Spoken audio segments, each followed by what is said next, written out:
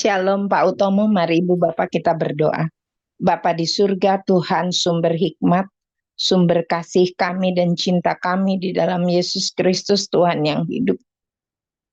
Kami bersyukur ya Bapak untuk kesempatan lagi yang Tuhan berikan bagi kami untuk bersekutu di sekitar firman Tuhan. Firman-Mu meniadakan segala kekurangan kami. Biarlah Engkau melawat setiap kami dengan kebenaran firman-Mu, dengan kuasa Roh Kudus yang mengubahkan hati kami. Dan kami rindu menjadi pelakunya untuk bisa berbuah di dalam hidup kami. Dan Engkau senantiasa dimuliakan. Terima kasih urapi hamba-Mu Bapak Pastor Pauzang yang membawakan firman. Melalui hamba-Mu ini kami menerima pengajaran dari Tuhan. Terima kasih Bapak, kami siap menerima sabda-Mu. Engkaulah sumber itu. Terima kasih Bapak, di dalam nama Tuhan Yesus kami berdoa dan bersyukur. Haleluya, amin. Terima kasih Pak Utom. Amin, terima kasih Bu Ninu. Silakan Bu Sarma dan Pak Nabil untuk membaca firman Tuhan.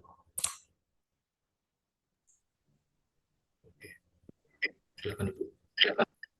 Baik, saya akan membacakan kebenaran firman Tuhan yang terambil dari 1 Samuel 24 ayat 1 sampai 22. Beginilah pembacaan kebenaran firman Tuhan. Ketika Saul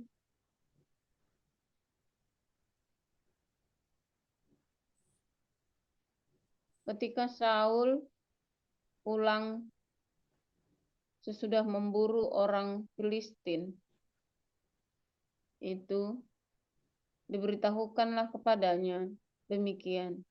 Ketahuilah, Daud ada di padang gurun En-Gedi.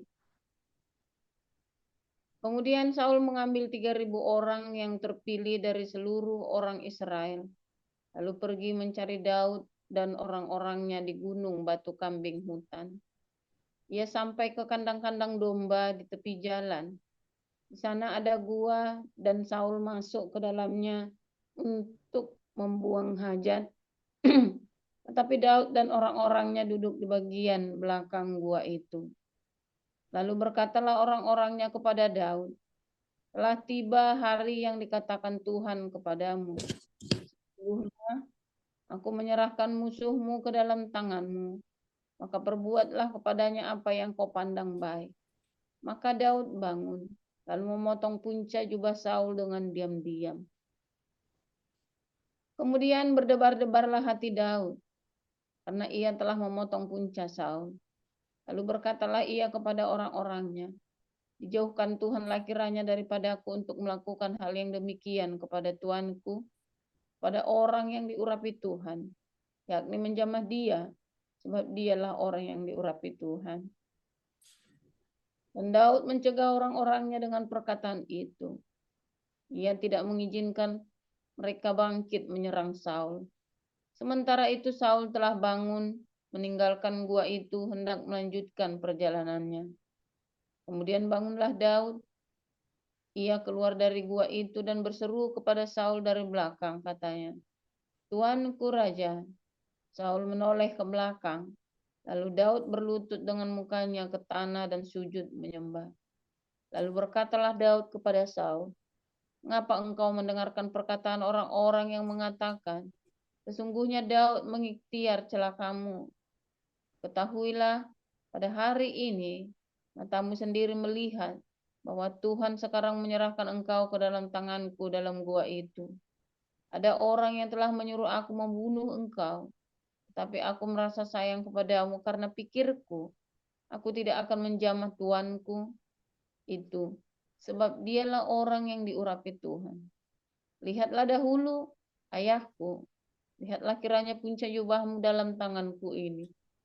Sebab dari kenyataan bahwa aku memotong punca jubahmu dengan tidak membunuh engkau, dapatlah kau ketahui dan kau lihat bahwa tanganku bersih daripada kejahatan dan pengkhianatan, dan bahwa aku tidak berbuat dosa terhadap engkau, walaupun engkau ini mengejar-ngejar aku untuk mencabut nyawaku. Tuhan kiranya menjadi hakim di antara aku dan engkau. Tuhan kiranya membalaskan aku kepadamu, tetapi tanganku tidak akan memukul engkau. Seperti peribahasa orang tua-tua mengatakan, dari orang fasik timbul kefasikan, tetapi tanganku tidak akan memukul engkau. Terhadap siapakah Raja Israel keluar berperang? Siapakah yang kau anjing mati? Seekor kutu saja? Sebab itu, Tuhan kiranya menjadi hakim yang memutuskan antara aku dan engkau. Dia kiranya memperhatikannya, memperjuangkan perkaraku dan memberi keadilan kepadaku dengan melepaskan aku dari tanganmu. Setelah Daud selesai menyampaikan perkataan itu kepada Saul, berkatalah Saul, "Suaramukah itu, ya anakku Daud?" Sesudah itu dengan suara nyaring menangislah Saul. Katanya kepada Daud, "Engkau lebih benar daripada aku. Engkau telah melakukan yang baik kepadaku, padahal aku melakukan yang jahat kepadamu. Telah kau tunjukkan pada hari ini betapa engkau telah melakukan yang baik kepadaku. Walaupun Tuhan telah menyerahkan aku ke dalam tanganmu, engkau tidak membunuh aku. Apabila seseorang mendapat musuhnya, masakan dilepaskannya dia berjalan dengan selamat? Tuhan kiranya membalaskan kepadamu kebaikan ganti apa yang kau lakukan kepada aku pada hari ini.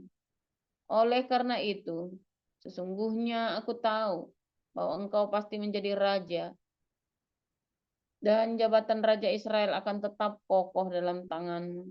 Oleh sebab itu, bersumpahlah kepadaku demi Tuhan, bahwa engkau tidak akan melenyapkan keturunanku dan tidak akan menghapuskan namaku dari kaum keluargaku. Lalu bersumpahlah Daud kepada Saul. Kemudian pulanglah Saul ke rumahnya, sedang Daud dan orang-orangnya pergi ke gubu gunung. Demikian.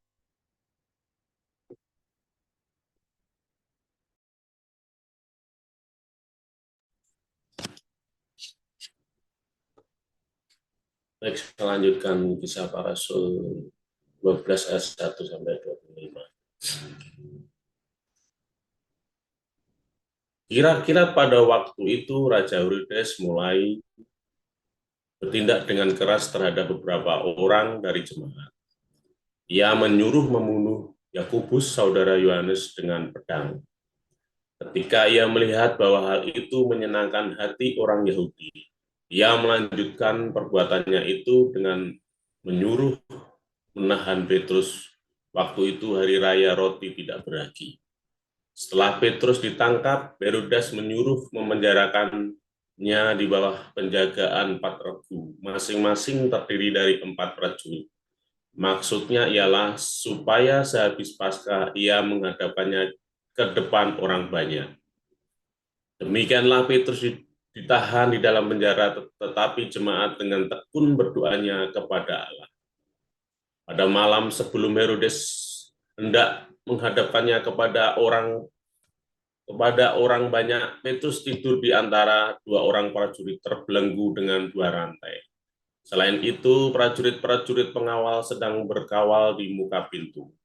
Tiba-tiba berdirilah seorang malaikat Tuhan dekat Petrus, dan cahaya bersinar dalam ruang itu. Malaikat itu menepuk Petrus untuk membangunkannya. Katanya, "Bangunlah segera." Maka gugulah rantai itu dari tangan Petrus. Lalu kata malaikat itu kepadanya,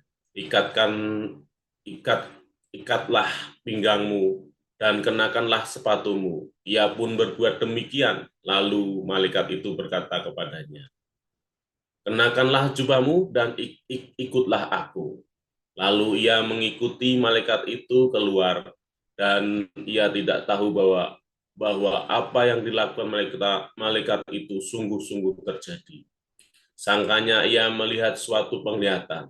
Setelah mereka melalui tempat kawal pertama dan tempat kawal kedua, sampailah mereka ke pintu gerbang besi yang menuju ke kota.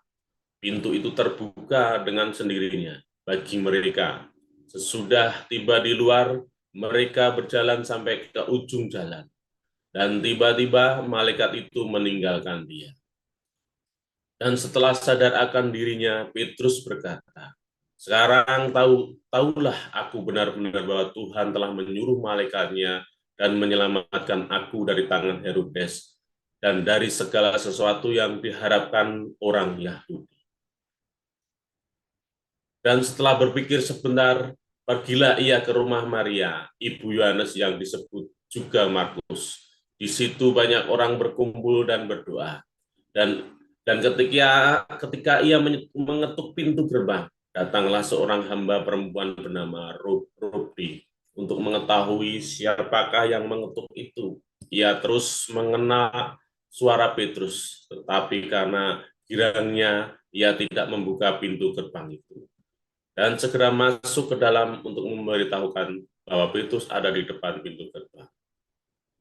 Kata mereka kepada perempuan itu, engkau menggigau, akan tetapi ia tetap mengatakan bahwa benar-benar demikian. Kata mereka, itu malaikatnya.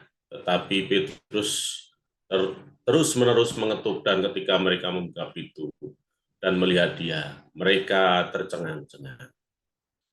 Tetapi Petrus memberi isyarat dengan tangannya supaya mereka diam. Lalu ia menceritakan bagaimana Tuhan menuntunnya keluar dari penjara. Katanya, beritahukanlah hal ini kepada Yakobus dan saudara-saudara kita. Lalu ia keluar dan pergi ke tempat lain. Pada keesokan harinya, gemparlah prajurit-prajurit itu. Mereka bertanya-tanya, apakah yang telah terjadi dengan Petrus?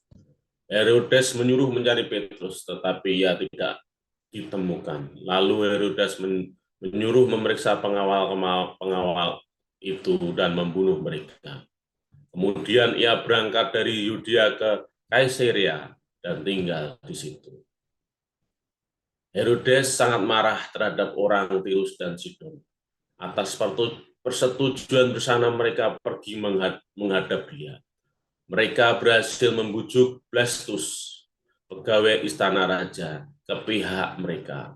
Lalu mereka memohonkan perdamaian karena negeri mereka beroleh bahan makanan dari wilayah raja. Dan pada suatu hari yang ditentukan, Herodes mengenakan pakaian kerajaan, lalu duduk di atas takhta dan berpidato kepada mereka. Dan rakyatnya bersorak membalasnya, ini suara Allah dan bukan suara manusia.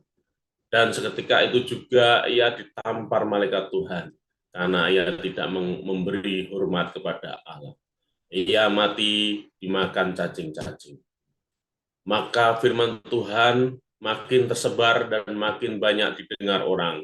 Barnabas dan Saulus kembali dari Yerusalem setelah mereka menyelesaikan tugas pelayanan mereka.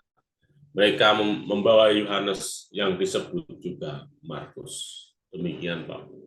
Firman Tuhan. Baik, terima kasih untuk Lektor, Ibu Sarma dan Pak Urake, serta Ibu Nino. Baik, Bapak Ibu, kita akan sama-sama mendengarkan renungan firman Tuhan. Silakan, Pastor Paul.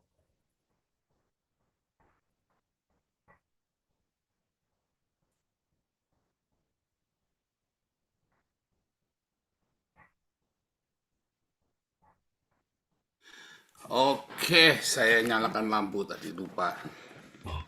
Haleluya. Firman Tuhan selalu baru setiap hari ketika kita menantikan Tuhan dengan penuh cinta. Itu penting ya, Saudara ya. Saudara, banyak pendeta sekalipun ya nggak menyadari kata penuh cinta itu apa sih, Saudara?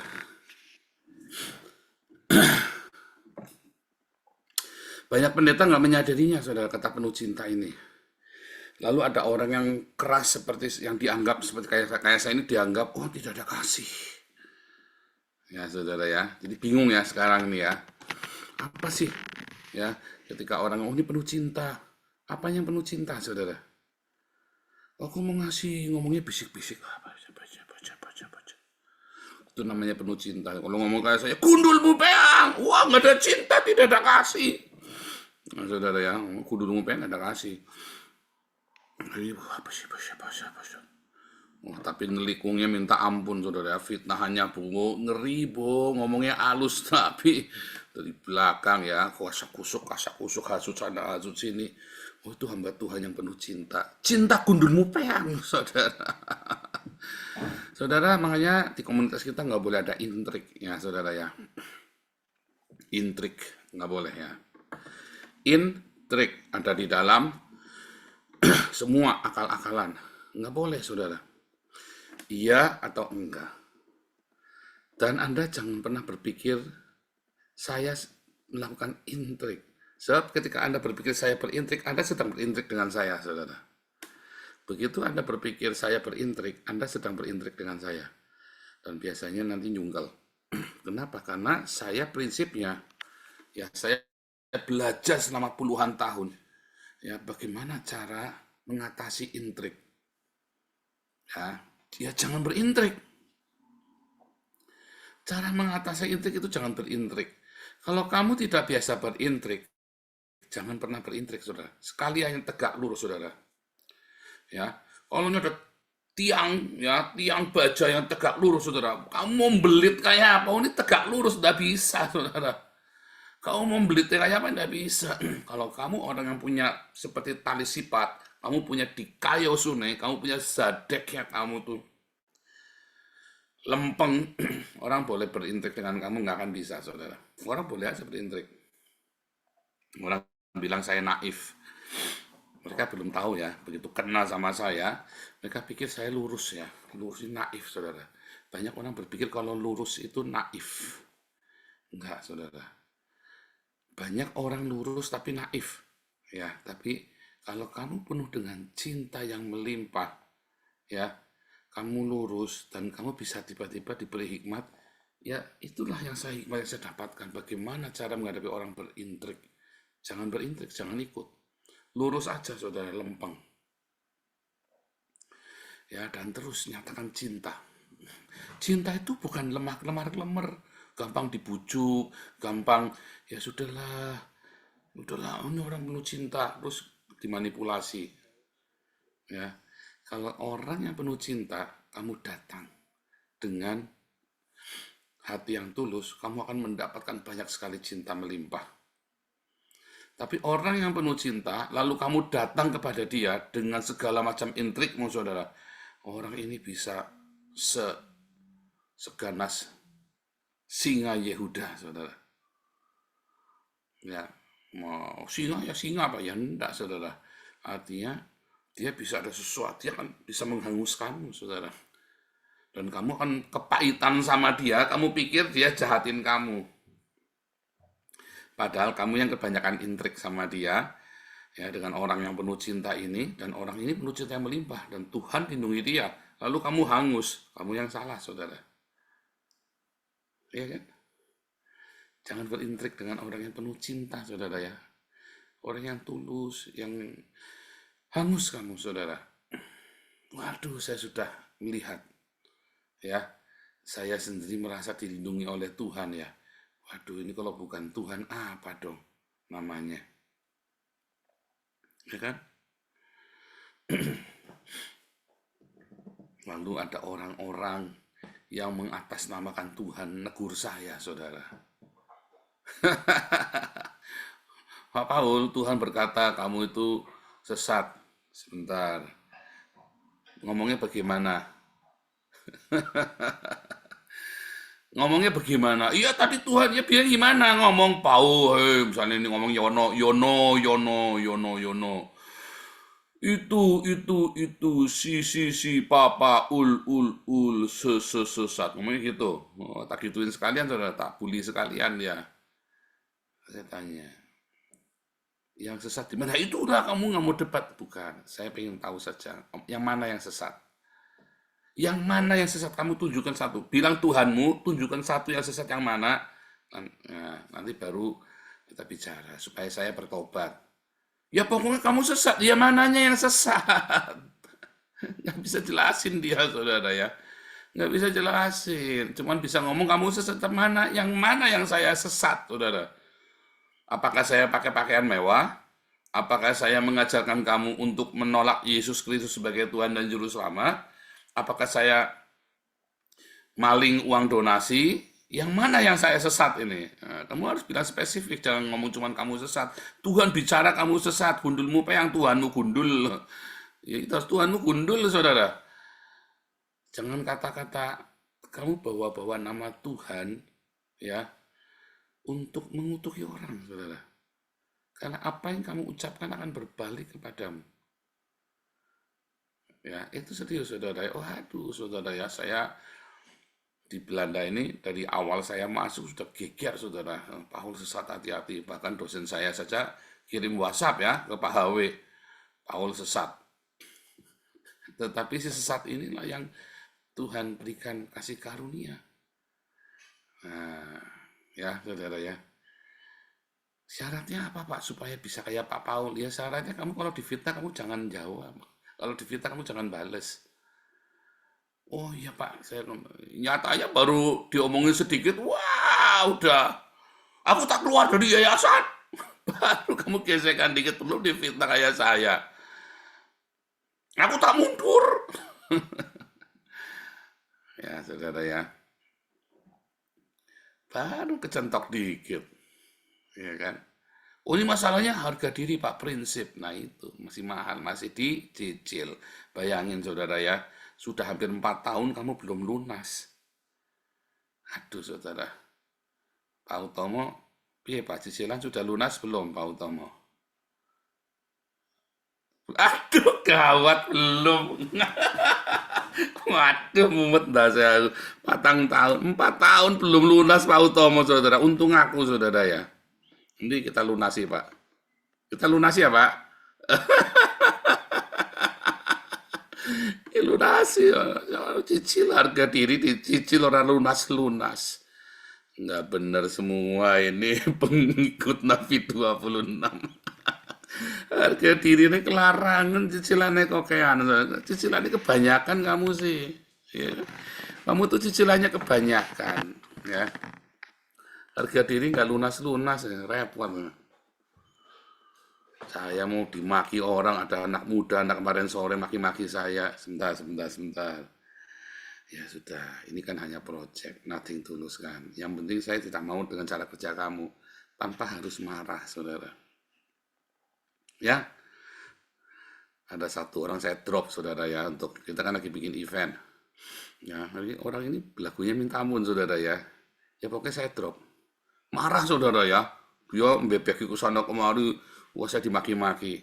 Ya sudah, pokoknya kita nggak bisa kerja begini, nggak mau saya. Tanpa harus marah-marah, saudara. Dicaci maki saya ya, iya nggak apa-apa, biar. Pokoknya tanpa harus marah, pokoknya nggak mau saya. Ya, tanpa harus marah, saudara. Bisa nggak tuh? Tanpa harus marah. Belajar dong ini, terutama pengurus, kalau lagi diresein sama ini ya, sama jemaat, sama yang minta bantuan ini. Bagaimana Anda bisa nggak usah pakai marah-marah ketika kamu diresein? Pokoknya enggak ya enggak, SOP saja, titik. Tanpa harus marah-marah, tanpa kamu dasar orang kere, ya kan? Jangan, tanpa harus bilang begitu, saudara. Karena belum tentu dia salah loh, saudara. Seringkali karena memang dia tidak mengerti. Nah, ketika kamu ngatain begitu, hati-hati, saudara. Bisa balik ke kamu loh, saudara. Setiap perkataan kita ini kan sebuah nubuatan. Lalu kamu ngatain orang, saudara. Dan orang itu belum tentu salah. Sumpah tak berdasar itu balik ke kamu, saudara. Ya, maksudnya sumpah serapah, kutukannya tak berdasar. Makanya jangan jadi salut. Makanya lebih baik apa yang ngucapin berkat. Ya, lebih baik ngucapin berkat. Jangan ngucapin kutuk. Ya kan? Ya kenapa? Nanti salah-salah kamu dikepret sama Jibril, kamu sudah dikepret sama Jibril. Ya kan? Lebih baik kita ngucapin berkat. Pokoknya kalau kamu nggak suka dengan orang itu, ya itunya saja yang kamu, pokoknya aku nggak bisa kerjasama dengan karena masalah ini. Tanpa harus marah, tanpa harus memboikot, tanpa harus, kalau masalah diboikot itu udah biasa saya, saudara ya. Karena kalau saya ada lagi sesuatu, ya, saya jalan terus dan saya orangnya fokus. Orang mau boikot saya nggak bisa. Wah, saya mau udah bolak-balik boikot ya. Kita kalau bikin acara sesuatu ya, selalu bikin acara yang lain daripada yang the best. Sambutannya selalu meriah. Sering boikot karena satu, mungkin mereka tidak mengerti ya saya mau bikin apa, lalu mereka meremehkan. Saya masuk Belanda itu diremehkan, ya saudara ya. Karena saya kan hanya apologet saja. Saya selalu bilang bolak-balik ya saudara ya. Saya hanya dengan sleeping bag dan saya datang nggak pakai intrik saudara. Ya, saya bilang saya dulu orang berdosa, saya bertobat, saya kembali melayani Tuhan, saya jadi pendeta, menjadi pastor, kembali menggembalakan, dan sekarang saya disuruh Tuhan ke Eropa. Oh, berkatnya ya enggak. Pokoknya saya mau jalan terus. Saya pernah saudara udah janjian nih mau ke Paris saudara ya. Jadi itu sebentar ya, itu hari kedua. Jadi hari pertama saya janjian sama Dr. Tan ya. Dr. Tan itu yang pertama kali nampung saya di Belanda. Karena kita udah janjian. Terus direkomendasi pokoknya 1 malam saya di situ. Karena memang tiketnya dengan ini nggak nyambung. Jadi saya 1 malam di rumah Dr. Tan. Saya nggak kenal Dr. Tan ini. Orangnya baik, tapi nyentrik. Orangnya baik sekali, tapi orangnya nyentrik ya saudara ya. Jadi saya 1 hari. Terus hari kedua saya harus berangkat ke Prancis saudara. Karena sudah ada rencana kita mau bikin seminar ya tentang Islamologi itu ya, tentang Islam itu ya. Terus kemudian orang ini cancel saya saudara, tanpa sebab, pokoknya di cancel aja. Dan cancelnya itu dia nggak nelpon, cuma ngirim WhatsApp saja ya. Dan itu pun saya baca ketika saya mau naik bis dari Belanda mau ke Perancis, kurang lebih 8 jam. Coba bayangin kalau saya sudah sampai sana saudara, dan dia bilang, Pak jangan kemari. Artinya kalau saya sampai ke sana, saya akan lontang-lantung. Untung saudara ya, Tuhan baik. Saya nggak tahu apa yang terjadi, kenapa orang ini tiba-tiba mengganjal saya. Terus setelah berapa tahun kemudian ditelepon sama Koden ya orangnya saudara ya. Ternyata kenal, Koden kenal, ditelepon sama ya. Nah singkat cerita, Tuhan tolong saudara, karena saya tidak berintrik. Saya masuk dengan 100 US dollar. Saya masuk Eropa dengan 100 US dollar. Ya kurang lebih 1.400.000 rupiah. Saya bawa uangnya cuma 1.400.000 rupiah. Saya masuk Belanda, saudara. Cuma pakai, nggak bawa apa-apa, udah. Cuma yang melekat di badan saja. Sama 200 buku, ya, khilafah terakhir. Waktu itu saya ada sisa, tak bawa semua. Terus singkat cerita, saudara, hari ini dengan segala macam fitnahan dan orang bilang suara Tuhan lah, Paulus sesat lah, anak iblis lah. Ya, hari ini kita punya pelayanan yang cukup besar, 500 juta sebulan donasinya. Dan kita kerjakan banyak sekali perkara. Nah, itulah rahasianya, saudara. Jangan berintrik ketika orang berintrik sama kamu. Lurus lempeng, tabrak, saudara. Lurus lempeng sama Tuhan Yesus. Namanya tali sifat, right, ya, di Kayosune, Sadek. Tegak lurus pokoknya sama Tuhan. Tuhan akan tolong kamu. Siapapun yang menghalangi kamu, ya, tidak akan bisa tahan. Wah, kita sudah banyak. Tetapi kamu hati-hati. Jangan sampai kamu yang menghalangi orang lain. Jangan dibalik, saudara. Ya, jangan sampai kamu menjadi penghalang berkat bagi orang lain. Makanya saya hati-hati ya dengan segala sesuatu itu. Kalau saya mau ngeritik, mau menceritakan kejelekan orang kepada orang lain itu, saya sebentar, kamu mau apa tujuannya? Saya tanya, buat ini enggak, orangnya begini. Dan kalau salah pun saya akan langsung klarifikasi. Saya tahu, enggak, saya salah dan ngomong, ini begini, kamu ternyata pikirannya beda, enggak begitu. Harus klarifikasi, saudara, jangan takut. Jangan kamu jadi penghalang berkat buat orang lain, tapi juga sebaliknya, kamu jangan takut ketika rezekimu dihalangi sama orang lain. Kamu jangan malah ngikutin arus intriknya, saudara. Jangan takut. Yang penting kamu hidupnya benar, hidup kudus sama Tuhan, mengasihi Tuhan sungguh-sungguh, kamu lurus lempeng aja pokoknya. Dan jangan kamu goyah ketika ada orang ngatain kamu yang tidak baik. Sekalipun di dalam nama Tuhan Yesus. Uji dulu, saudara. Uji dulu. Waduh, sudah banyak orang mengatasnamakan Tuhan, negur saya, saudara ya. Pertanyaan sih simpel, yang mana yang salah? Ya kan, dari YouTube kan Anda pernah lihat juga terang-terangnya berapa banyak tuh di YouTube itu. Yang mana yang salah, tunjukkan. Tunjukkan dong yang mana. Kalau kamu tidak bisa menunjukkan, ya nggak usah. Berarti hanya retorika saja. Kamu sendiri nggak tahu salahnya di mana. Nah itu saudara ya.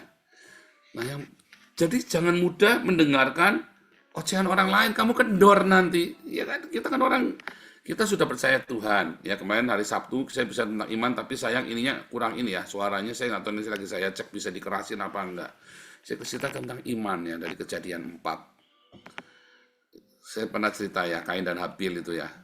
Kamu, ya, begitu kamu tidak punya iman, goyah kamu semua. Semua sendi-sendi hidupmu rontok. Kamu harus punya iman yang teguh. Makanya, selalu sertai hidupmu dengan diakonia, dengan sedekah. Karena itu kan membuat kamu lembut hatimu, saudara. Diakonia dan sedekah. Bukan uang ya, tapi ngasih makan. Ngasih makan, saudara. Nanti Tuhan bicara, kamu dengar. Ngasih makan, tapi jangan ngasih makan buat pamer. Kamu ngasih makan, tujuannya supaya kamu tulus hatimu. Hatimu yang tulus itu jadi lembut. Bukan buat pamer. Kalau kamu pamer, nggak akan. Kamu sudah dapat upahnya, nggak dapat apa-apa. Kok bisa? Iya, bisa begitu ada ya. Karena kamu, jiwamu itu secara psikologis, kamu sudah mendapat upahmu dan kamu merasa bangga. Tetapi ketika kamu memberi sedekahmu itu dengan tulus hati, maka jiwamu ikut prihatin, lihat orang-orang ini, lihat orang-orang di jalan di Central Station di Nak itu ya. Kemarin ya, Peter yang saya baptis itu kan anak orang jalanan itu. Ya, sampai nangis. Saya sampai terharu, saudara, yang lihat ini orang udah umur 69 tahun. Sampai saya terharu ya. Dia habis itu terus ketawa-ketawa terus ya, bahagia nari-nari, saudara ya. Luar biasa ya, saudara ya. Nah, sentuhan itu tidak akan kamu rasakan kalau kamu pamer. Ketika diakonia, saudara. Kamu tidak akan rasakan. Tapi ketika kamu diam-diam saja diakonia, kalaupun ya ngasih tahu untuk mengajak, bukan bermaksud untuk pamer. Dari situ sentuhan-sentuhan itu yang akan membuat kamu jadi lembut hatimu dan kamu bisa dengar Tuhan bicara.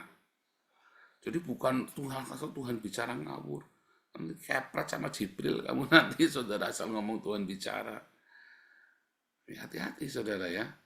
Ini orang-orang gereja karismatik ya. Ini kemarin kita baru ada nih aktivis kita. Tuhan bicara sama saya begini, Pak, begitu lah. Sebentar, Tuhan bicara gimana? Tapi orang itu juga, kalau Tuhan bicara tepat. Bicaranya misalnya gimana?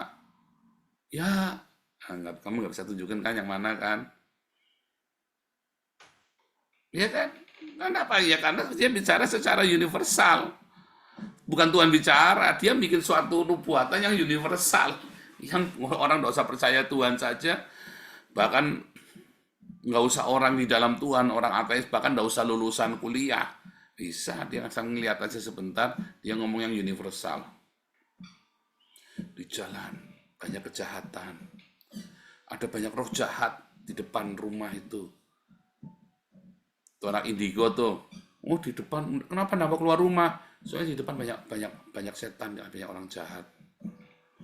Semua di jalan itu banyak orang jahat. Namanya orang di luar rumah banyak orang jahat. Itu kan universal kan. Kebetulan Anda kecopetan. 3 kali. Oh iya bener. Ini rumah di depannya itu dijaga sama roh jahat. Tahayul itu, saudara. Ya kan? Akhirnya percaya kan. Indigo itu tidak benar-benar real ya, saudara ya. Itu adalah sebuah ilusi. Nah itu tadi ya. Baik lagi ya, saudara. Nanti kita kapan-kapan bicara tentang indigo. Jadi Anda jangan diombang-ambingkan dengan orang yang berkata dikit-dikit suara Tuhan. Ya. Suatu ketika ada orang bicara ngomong ya, Tuhan bicara sama saya suruh begini begitu. Terus tapi lagi enggak. Tuhan bicara, kamu harus begini. Bingung kan saudara? Waduh, saya harus doakan dulu. Nah, nyaho lu dalam hati saya. Tinggal suara Tuhan yang kamu dengar apa suara Tuhan yang saya dengar. Tapi tak jamin suara yang Tuhan yang saya dengar. Tak jamin, saudara. Yang benar yang punya saya, tak jamin. Kan sudah teruji. Ya, nanti dia akan mengalami. Ya, ini ada orang yang saya penuh buat.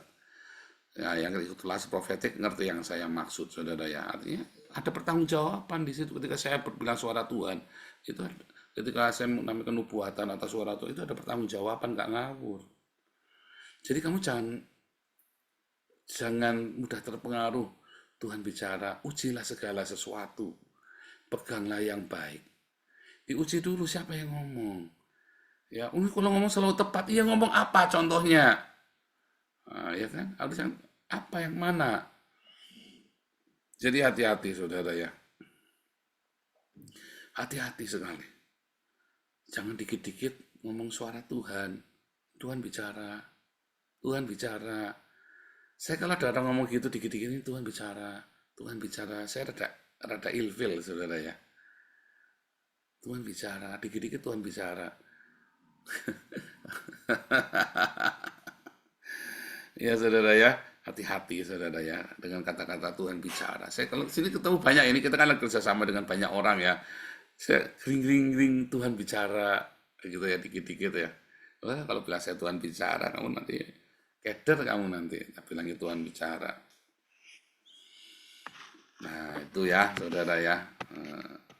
Makanya bagaimana sih mendengar suara Tuhan yang benar supaya Anda jangan bilang ini suara Tuhan.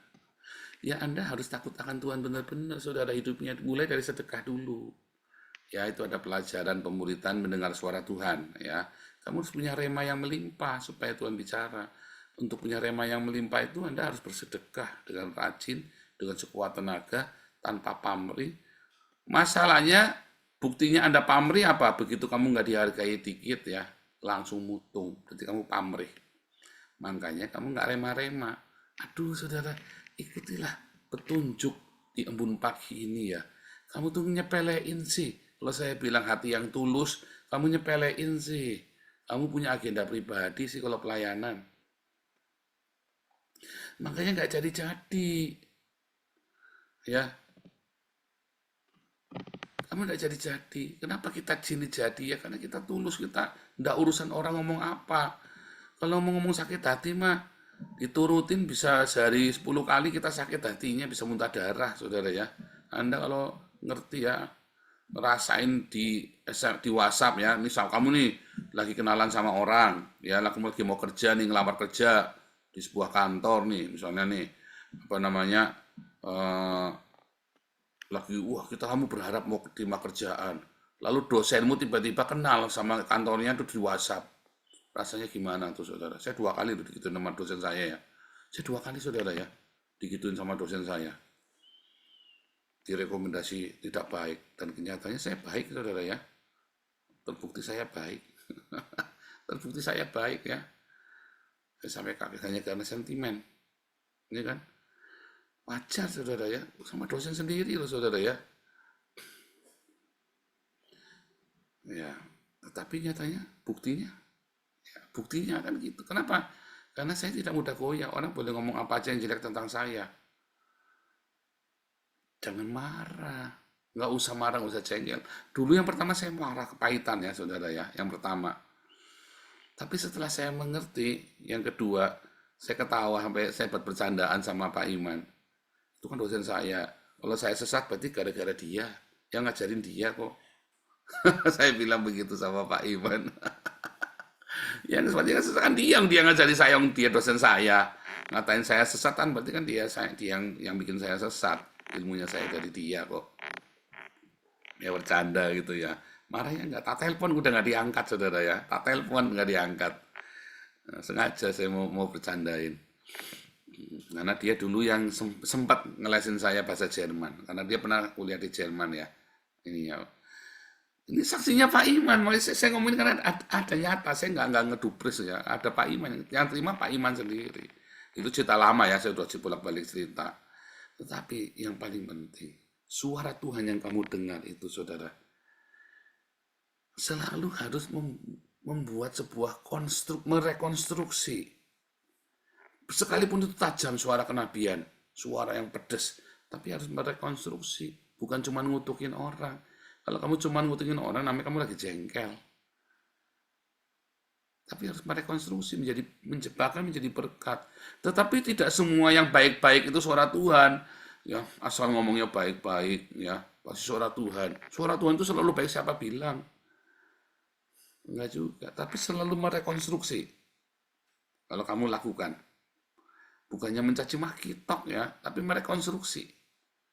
Mencaci maki itu bukan suara Tuhan. Saya seringkali kalau di YouTube tuh dengar orang mencaci maki, tapi tidak rekonstruksi. Cuman caci maki doang, cuman puas kesempatan ada Zoom buat mencaci maki. Makanya kalau udah kelewatan biasanya tak remove, saudara. Ya, kalau apalagi mencaci maki di kolom chat begitu kan, kadang-kadang orang yang baca kan dikira buat dia, ya kan, langsung tak remove, saudara. Ketika saya melakukan suara kenabian, orang ikut-ikut, dia nggak ngerti kenapa saya ngomong begitu, tak remove langsung, saudara, orangnya.